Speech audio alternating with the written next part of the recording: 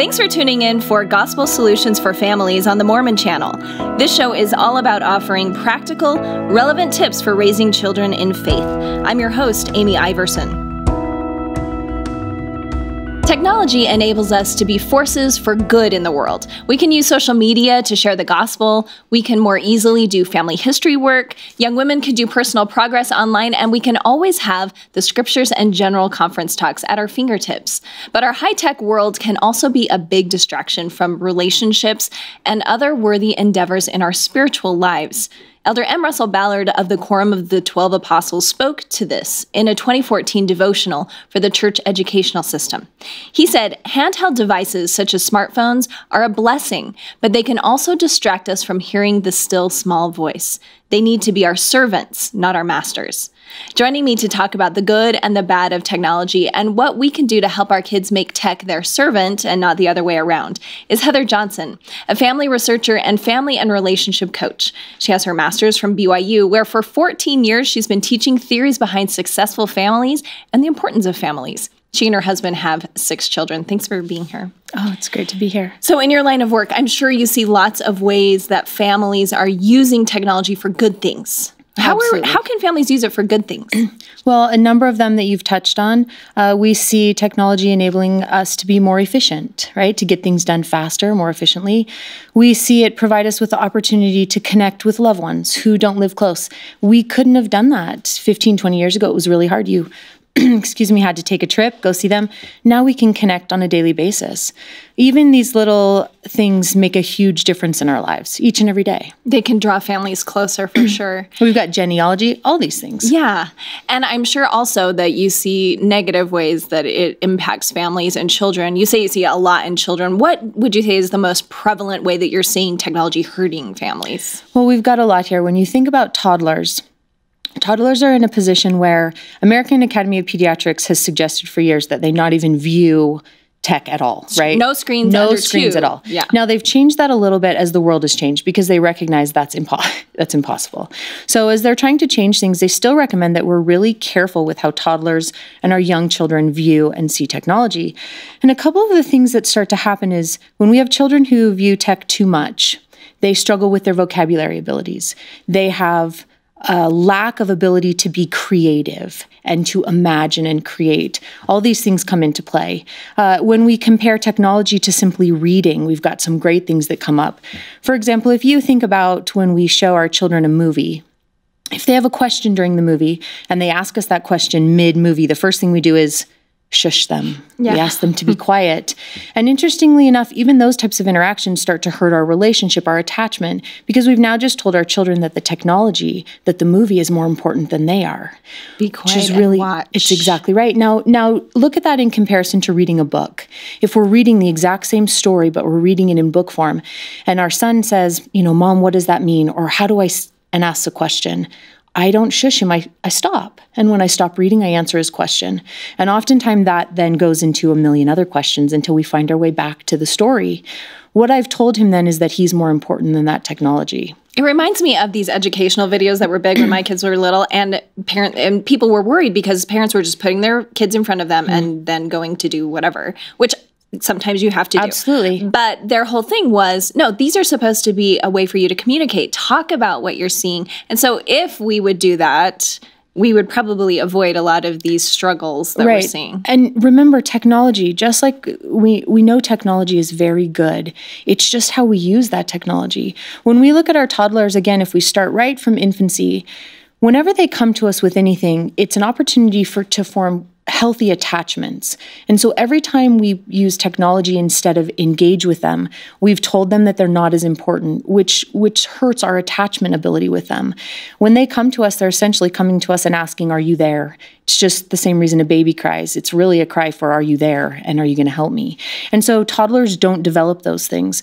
When they watch a lot of tech too, they start to lose their ability to, again, like I said, imagine and create. When they see the movie, they see what's going on. They don't have to envision what that might look like. When we read to them, take them outside, have those experiences. Now they have to decide what it looks like, what grass, tall, green. They have to create those things. So it affects toddlers. It starts to affect teens in different ways. Those things naturally are there, but some things that start to hurt them once they hit those preteen and teenage years, they have a really hard time feeling empathy. Now, this is a really scary one because empathy is necessary for healthy marriages and healthy families. If we can't put ourselves in our spouse's position or in our children's position, we can't know how to best serve and love them. So we need empathy. When they're constantly behind their phones, when texting is happening all the time, there's no relationship, there's no empathy involved. So they lose that ability to develop that. They also start to struggle again when it comes to communication, when it comes to relating with other people. This is when their reputation starts to be at stake. They start posting things not realizing that they're ruining their reputation or hurting it. They have to be careful there.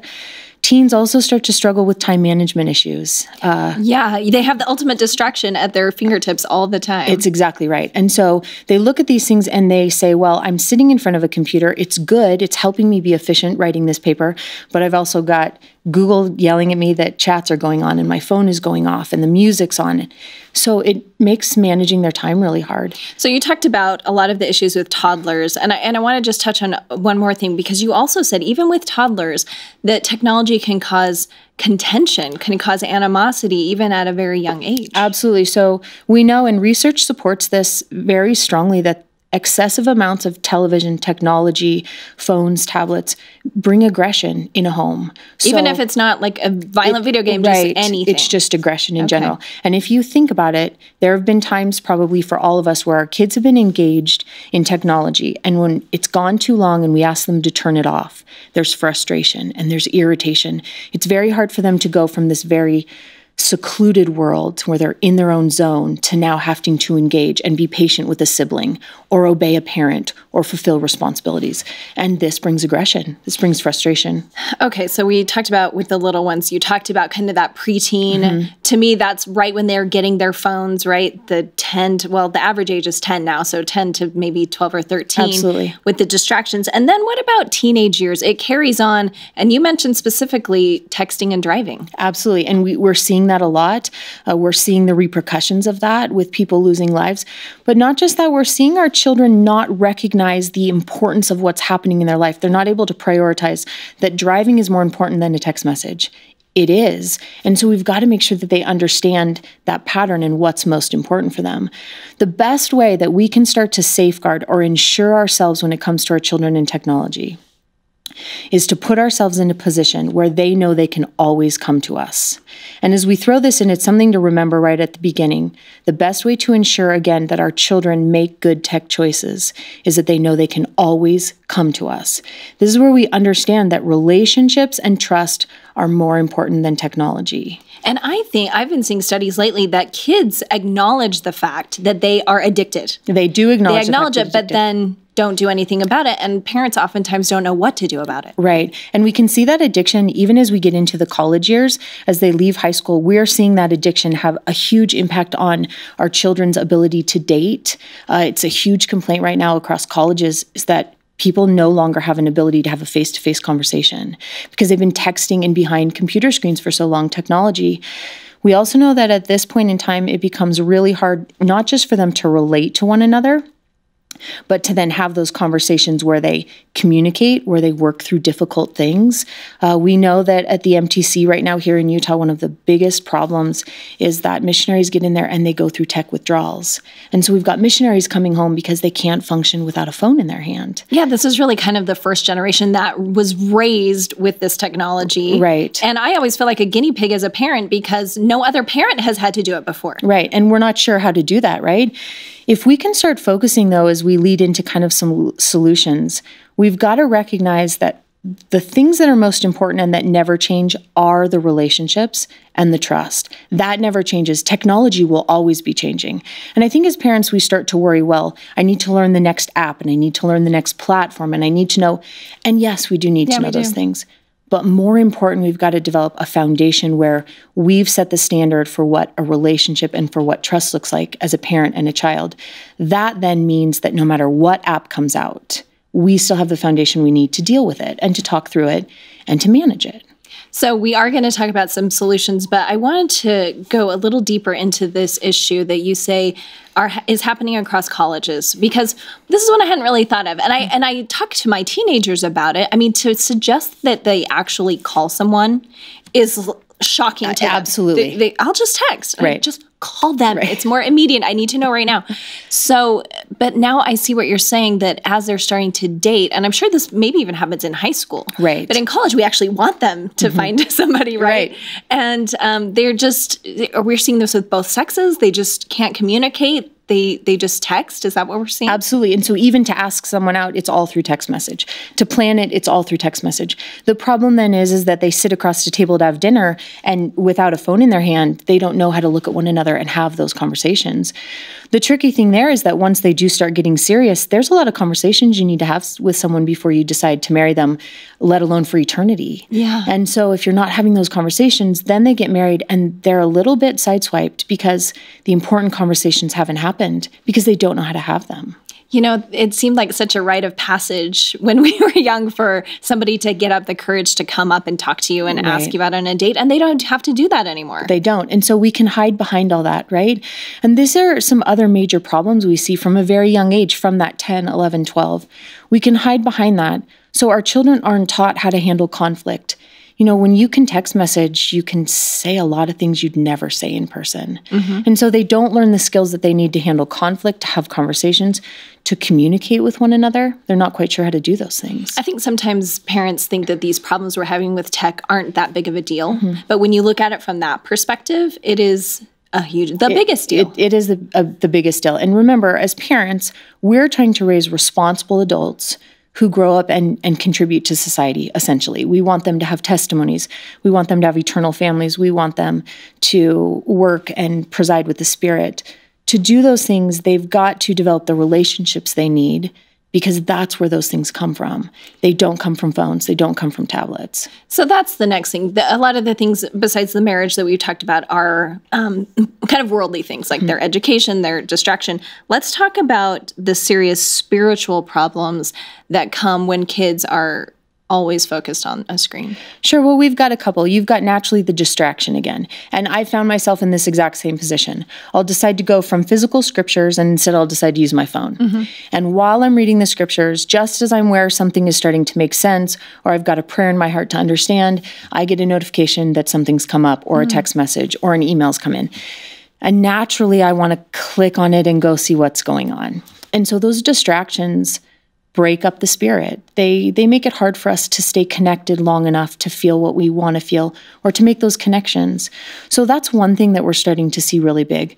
We also know that kids, especially those teenage college years, they start to rely more on their technology instead of the Spirit. I know whenever I talk to groups about technology, I say, it doesn't say, if ye lack wisdom, ask Google. It's exactly right. Right. So, but that is starting to happen, where when kids have questions about anything, maybe they're not turning to the Spirit, they're turning to technology instead. Right. And we start to feel that technology has all the answers. Well, our Heavenly Father has all the answers and then some, right? That's where we need to be turning. And so when we start to rely on technology instead of the Spirit, we start to lose that connection that we're trying to build, and our children lose that connection.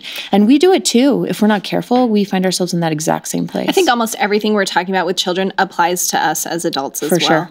Because the other part of that is the instant gratification that we have. And I know you and I talked about that with toddlers, but we have it too. We all want instant gratification because we can find it so quickly on a phone.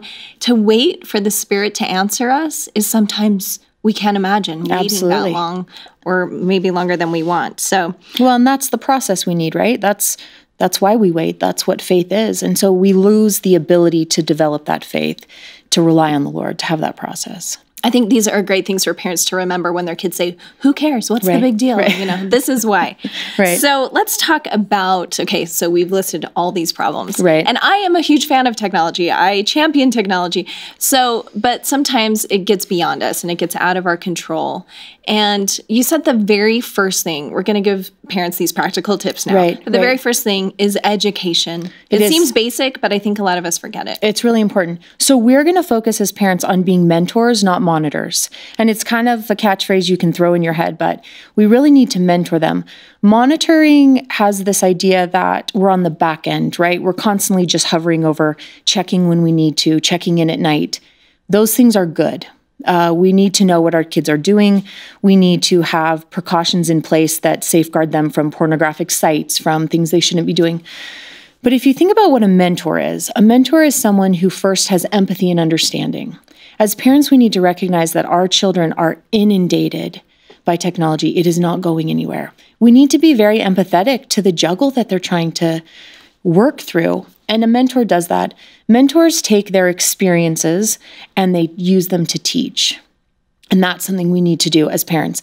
Instead of putting our children in a position where we want them to naturally figure it out, we need to look at our experiences and teach them. We need to safeguard them and on the front end, recognize the pitfalls, the dangers, and educate them about those things so that they're not running into them instead of us finding them and then trying to fix it. I'm a big fan of having those contracts when you decide to give your child a phone and you can go through them and the rules that you're going to have and explain why. Some people never did that though. And so if you have those older kids, you can still go back and say, you know what, I messed up. Absolutely. We need to make some rules here. Sure. If the rules aren't in place, decide right now to make them. But education goes further than rules. It goes further than monitoring. It goes further than anything.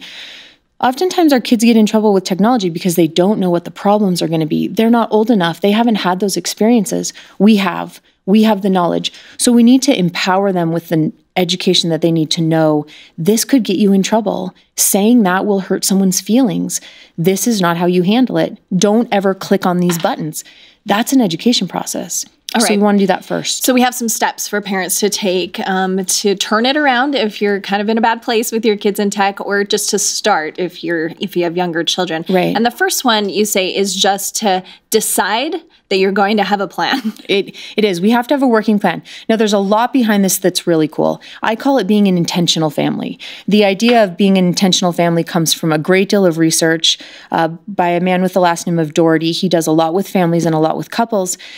Really, an intentional family is a family that has a working plan. Now, a great analogy to help us understand this, if you've ever sat in a canoe, any type of boat where you have to power it yourself, if you're to sit in a canoe with your family and you do nothing with the oars, we will find ourselves wherever the winds or currents take us. Unfortunately, the winds and currents in our lives and in the world are not necessarily positive things, right? And so we find ourselves going the wrong direction, beached amongst the rocks, amongst the reeds, going where we don't want to go. An intentional family has a working plan, which means they put their oars in the water and they get themselves exactly where they want to go. They decide where they want to go and how they're going to get there. So we need to be that type of family. When it comes to technology, when it comes to anything, we need to have an idea of how we're going to fulfill that process, how we're going to become eternal, and the steps we're going to take. There's a couple ways we can go about it. The first thing I always suggest is to simply take a piece of paper, fold it in half. On top of one column, write needs, and on top of the other column, write values. Then sit down with your spouse or by yourself if you're doing this alone and write down all the needs your family has and all the values your family stands for, what you want your children to learn. And then start creating opportunities to teach and to fulfill those needs and values, to fill those things in. When it comes to technology, we often look at it as what do we need to take away? How do I need to limit? What do I need to stop? Yes. If we'll change that mentality and instead look at the things we can be doing proactively, it's very overwhelming for me to think, how am I going to keep our son off of his phone and limit it to 1 hour? Well, instead, if I think about the things I want to be doing instead, that's a lot easier approach to take. Fill the time with something else. So you said that to make that working plan, there are 4 developmental needs that everybody has, that is what we should use to fill. Absolutely. Okay. So once you focused on your needs and your values and you put those down and you understand those goals, right, that working plan, we're going to start filling them in, and this just helps you do that. We have 4 basic needs through development. This is from children all the way to families. Children and families need touch, we need human connection, we need movement, and we need nature. So those 4 things really have a hard time existing with technology. That's exactly right. Yeah. We really can't have both. right? Not in excess. We can't have technology in excess and still have those 4 developmental things start to happen. The cool thing about them is if you think it through, that really encompasses all that we need. We need nature, we need movement, we need touch, and we need human connection. So instead of asking, what do I need to stop? Take those 4 areas with the needs and the values of your family to create a working plan and think through, what are we not doing? And all of a sudden to mind will come the things that you can start doing instead. So for example, if technology is really prevalent and you look at nature, maybe you're not getting outside. Maybe your kids don't know what it's like to go for a walk, to play at the park, because technology has taken over. So start filling it in with things that provide nature in their lives. It's a developmental issue. When we look at human connection, and even more so touch, we've got really great research that shows us children need to be touched 8 times a day. It's like a magic number. Children who are struggling need 12. Now, when I know that and when I can kind of, log that, I can say, am I reaching out to my kids? Am I putting my arm on their shoulder when I ask them questions? We have a 14-year-old son. When boys get bigger, you hug them a little bit less. He's taller than me and bigger than me. And do I reach out to him still? Do I give him a hug when he leaves? We can say, am I filling these needs? And if I'm not, how can I fill them more? We will find that by filling them, technology falls by the wayside, and we never had to make rules, rein it in, take it away. And I think there are other ways too. There's kind of like a middle ground. Like you could use your phone and go geocaching and use nature. Absolutely. Or you could, if you are reading a book, if you're going to read it on your tablet, still bring your child on your lap and talk to them like you mentioned, instead of just zoning out. Right, and bring the 2 together wherever you can. This is where we don't see it as a negative. If we think as parents that technology is negative, we're going to be fighting our kids till we die. It will never go away. And it's only going to increase. And so we've got to see it as a positive and find the ways that it works with our life, works with our intentional plan, works with our goals and dreams instead of fights against them. Yeah, no, I like that, because it will be a fight if you just say always. No tech. Okay, so I want to say those one more time. Human connection, touch, movement, and nature. So analyze those. And then you said we have to find a way to tame technology, because as you mentioned in the beginning, one of the beauties of technology is it helps us free up time. But the problem is we're not filling it with the what right we should. things. Okay. Right. So what happens is, yes, we are more efficient with technology, but once we're done and we have this extra time, what are we doing with it? We tend to fill it with more technology. Really, technology started with this desire to have more time to do other things, to be with our families, right? So it's, I'll get this done. I can work from home so that I can be with you. But instead, we don't do that. We work from home and then we do more work from home. And so we want to start to recognize that it's a drain on our lives. There's 2 principal drains when it comes to American families, at least. The first is time spent outside our homes. The fact is we want to be together more, but when we're constantly engaged in things outside of our home, those are individual pursuits. That hurts our time together. Okay. The second one is technology inside our home. We have this false front, this misnomer that because we're all under the same roof, we're together. But because of technology, I'm on my phone, my husband's on the computer with headphones in, our son is watching television, someone's on the laptop, someone's on the computer, someone's listening to music on an iPod, and nobody's talking to one another. Real connection happens when we communicate and we cooperate. And so we need to start doing things that take away these principal drains. The first thing we can do is we can carve time out by taming technology. If we could simply find 15 minutes a day, take it away from technology and apply it to our families. Research shows that that's a magic number for monumental things.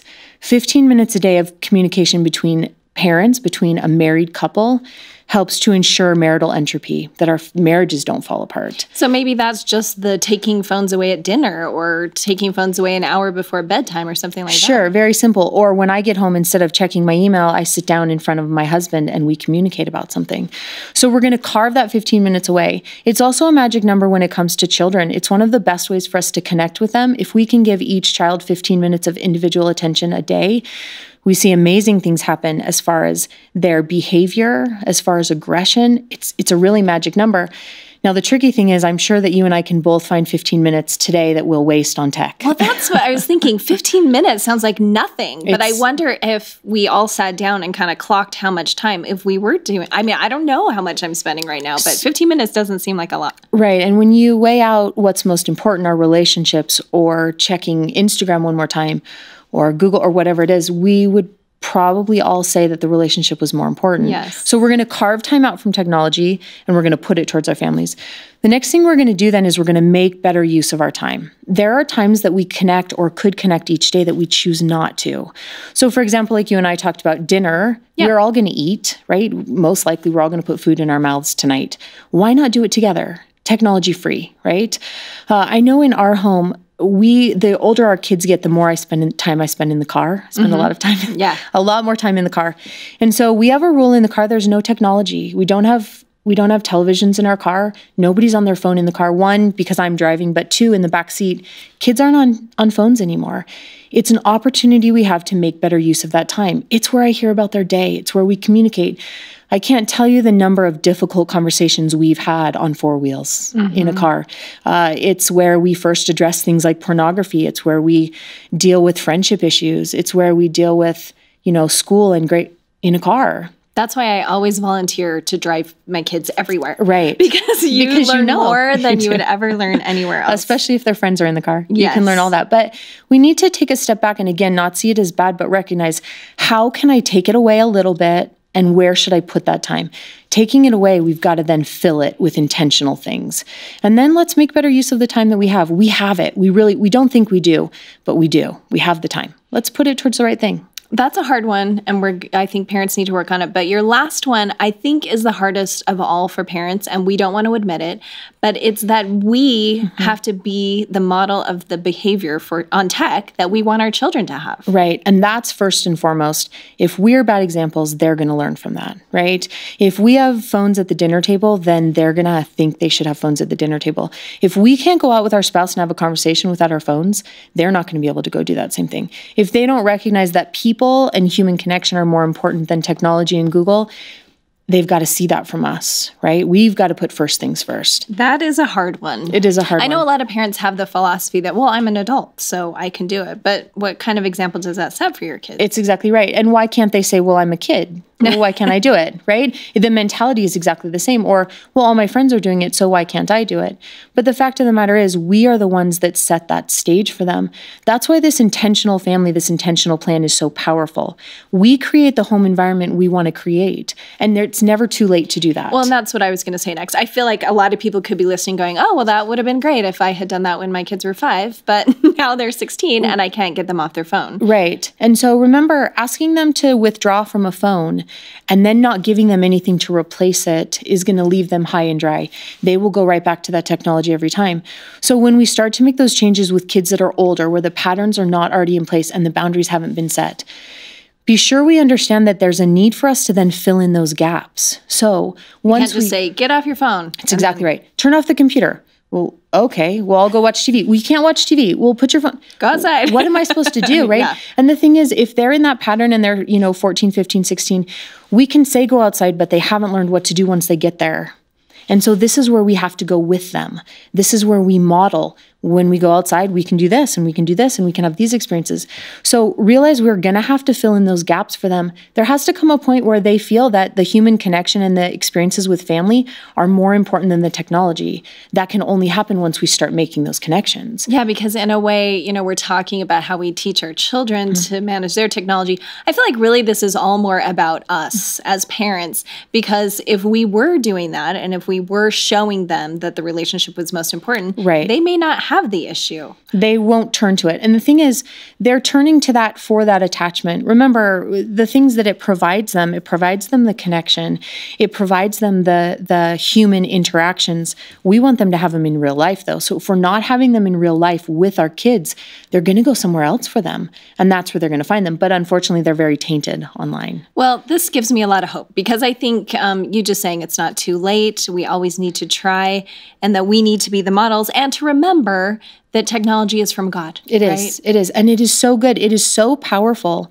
Let's show our kids how it can be used in a good way and the power behind it. Let's show them all the good things. It's from Heavenly Father, just like everything else. So it's just deciding which side to sit on when we use it. Thank you so much, Heather. I appreciate it. That's some great practical and relevant tips on helping our kids make tech their servant and not their master, from family researcher and family and relationship coach, Heather Johnson. Thanks for joining us today, and tune in next time. Gospel Solutions for Families on the Mormon Channel. Subscribe to the podcast on mormonchannel.org, the Mormon Channel app, or on iTunes.